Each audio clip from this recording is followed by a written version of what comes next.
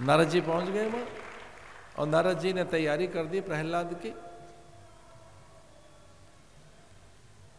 षंड अमर्क से जो पढ़ रहा है उसे नहीं बता रहे वो हिरण्याकश्यपु को। वो तो कहता है श्रवणम कीर्तनम विष्णु स्मरणम पाद सेवनम अर्चनम वंदनम दास्यम। पिता ने पूछा क्या पढ़ा है, तो कुछ उल्टा ही बता रहा है वो। पिता ने हिरण्याकश्यप ने पूछा गुरु से क्या पढ़ कर आए, वो कहता है श्रवणम कीर्तनम विष्णु स्मरणम पाद सेवनम।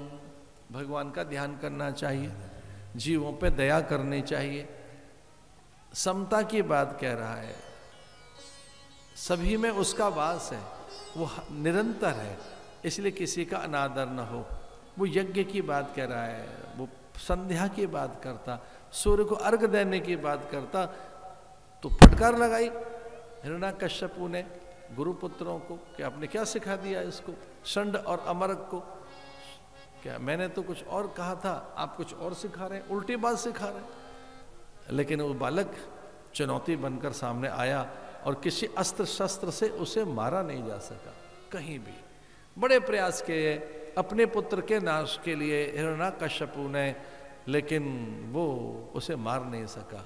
जब जब पूछते हिरण्याकश्यपु कहाँ है तेरा परमात्मा, तो वो कहता वो आपके क्रोध में भी है, आपके कण कण में है, बाहर है, इस खड़ग में भी है, जिस तलवार से आप मुझे मारना चाहते हैं इसमें भी है, इस तपते हुए लोह स्तंभ से जिसमें आप मुझे बांधना चाहते इस अग्नि में भी है।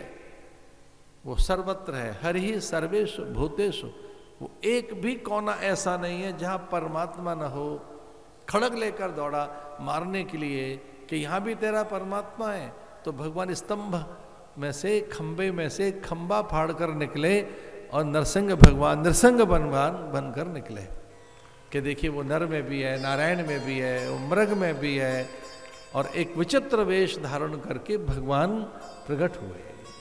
न केवलम में भवतश्च राजन स वै बलम बलिनाम च परेशाम परे वरेमि स्थिर जंगमाये ब्रह्मादयो ये न वशम प्रणीता।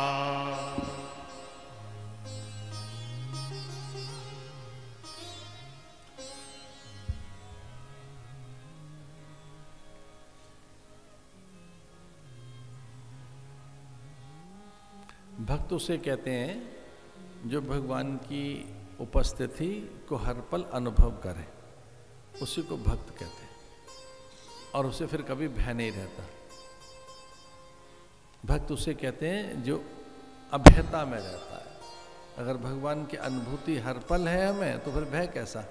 ये प्रहलाद की हमने आपको कथा सुनाई। मन्ये धनाभिजन रूप तपः श्रुतौज तेजः प्रताप बल पौरुष बुद्धि योगा नाराधना यहि भवन्ति परस्य तुष्टो भक्त्या तुतोष भगवान गजयूथ पाय।